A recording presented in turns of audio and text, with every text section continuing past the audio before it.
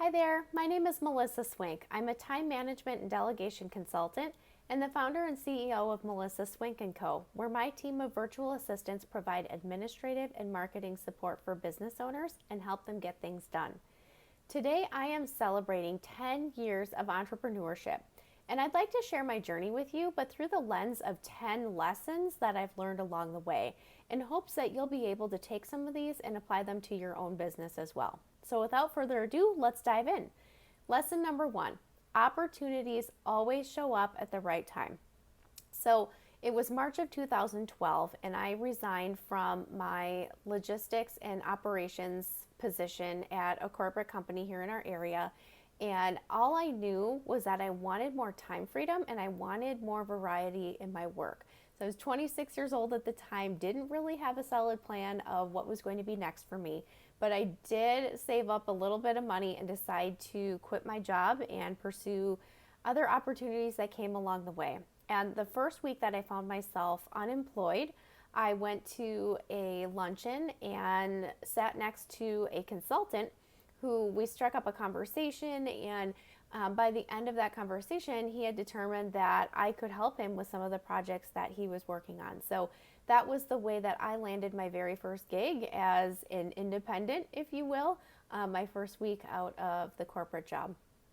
Number 2, listen for the problems that others have that you can help them solve.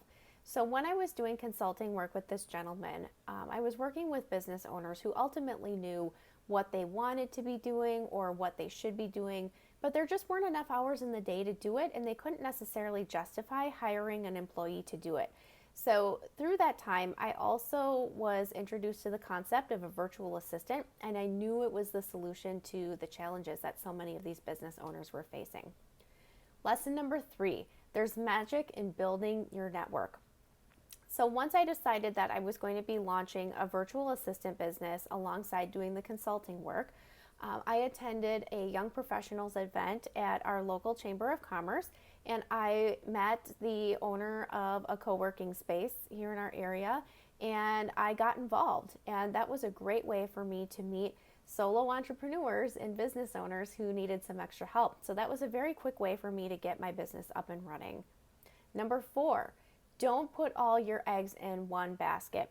So one of the mistakes that I made early on in my business, and I would say probably for the first half of it, was that I would begin working with a client and things would be going really well, and they would ultimately decide that they either wanted to work with me like part-time or they wanted to continue delegating more and more work, where ultimately that client became at least 50% of my business at one time. Ultimately, what would happen is we would make the determination that it was the next step for them to hire an employee to fill that space because they were just looking for so many hours from an independent contractor. And then when that would happen, that was great for the client. It was a great milestone for them. But then I would need to backfill all of that business. And so what happened was it kind of created this feast and famine cycle over the first couple of years. So now I'm much more careful to make sure that I have a wide variety of clients, and that way I'm not putting all my eggs into one basket. Number 5, edit your offerings regularly. So another mistake early on in my business was that I pretty much said yes to every task request that came my way. On one hand, it was great for me to be able to experiment and learn what types of tasks I was good at, what types of tasks I was interested in. But over time, it got to a point where I was just doing so many different things, and I needed to narrow down my service offerings to the things that I truly enjoyed doing. I started to weed out the mundane, some of the difficult to deliver, and that's something that I reevaluate even today, is taking a look at what are clients looking for, what can the team do well, and I'm constantly evolving and revisiting the services that we're offering. Number 6, build a team before you're ready. So for the first 6 years of my business, I primarily worked on my own. And the problem was with that is I grew to a point where I had reached the limits of my own capacity. There just weren't enough hours in the day for me to do all the things that clients were looking for help with. I had a young daughter at home at the time, and I was just maxed out. And I attended a business retreat that was weekend long, And the lead coach who was running that at the time looked at me and said, "You need to build a team in order to continue growing your agency." And I was really hesitant to do that because I didn't want to babysit people. I didn't want to manage people. And I was used to working with my clients one-on-one. So I was really resistant to the idea. But over the course of the weekend, I warmed up to it, decided to give it a try. And I can honestly tell you, I never looked back. So hire before you think you feel ready. Number 7, cash flow is king. One of the game-changing approaches that I have used to manage the cash flow and overall budget for my business is to use the concepts in a book called Profit First by Mike Michalowicz. If you've been following me for any period of time, you know that I mention this book periodically. If you have not checked it out, please go and do that. I highly recommend it. But I have an accounting background. I started off as an accounting major in college. Accounting, budgeting, cash flow was all something that I am very, very familiar with and I would consider myself good at. But when I started building the team, it became really important for me to understand what was coming in, what was going to be going out. And since I have adapted the concepts of profit first, it has made decision making in the business very, very easy to do. So I highly recommend adapting something like this in order to continue growing your business with confidence. Lesson number 8, do a caller ID gut check. This is something that I call a caller ID gut check because when you pick up your phone and you see that there's a call or a text message from a certain person, what is your gut reaction? Is it, oh, so-and-so's calling, and you answer it? Or is it, oh, that person again? And really pay attention to that, because if you are groaning or somehow dreading interacting with that person, they're probably not the best fit for you, whether that be a customer or a team member. And there are ways to very gently and with integrity offload those individuals that are just not a good fit to work with you. So keep in mind the caller ID gut check. It's going to be very, very helpful in order for you to work with your very best clients and maintain your energy. Number 9, hire experts to help you up level.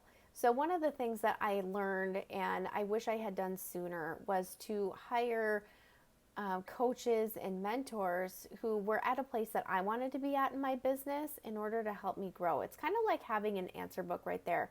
So I just spent so many years and so much time trying to learn how to do things myself, how to grow a business myself. And when I have gotten help through mentorship, it has just been so much easier because you can leverage the lessons that they have learned and avoid making those same mistakes and ultimately get where you want to go much faster.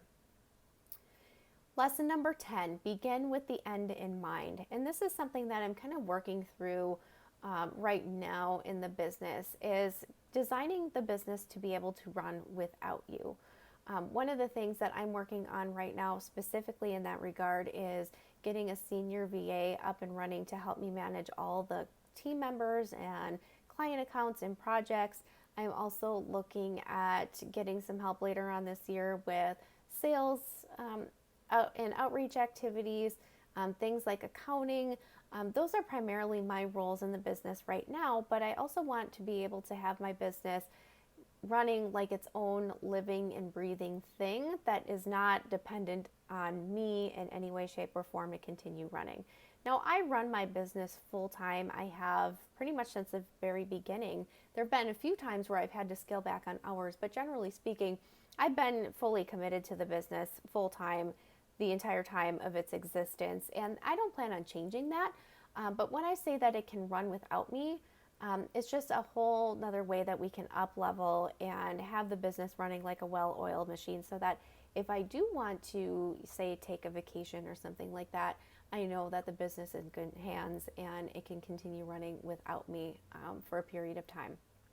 So all of those lessons being said, just wanted to mention, if you are a business owner who is primarily working on your own and you're feeling the constraints of maybe your own skill set, your own capacity, I invite you to schedule a consultation with me. And likewise, if you're a current client and you're listening to this going, I think there are more opportunities for me to do some of the things that you had mentioned in the video, or if you've been thinking, man, I wonder if their team can take more off my plate, please feel free to send me an email, connect with your lead VA, and we will definitely set up a time to be able to chat further about this and help you strategize a little bit. Just want to let everybody know that any consultations that you have with me, there's zero pressure. It's just a great time to connect, take a look at the business from an outside bird's eye view, and see, what are your greatest challenges? What are your greatest opportunities? How can you leverage the help of others to help you keep those things moving forward? Thank you so much for watching this video, and thank you for all of your support in these last 10 years, whether you're a current client, a past client, following us on social media, never met us before, if you're a team member. Thank you from the bottom of my heart, and looking forward to the next 10 years. Thank you so much for watching. Bye-bye.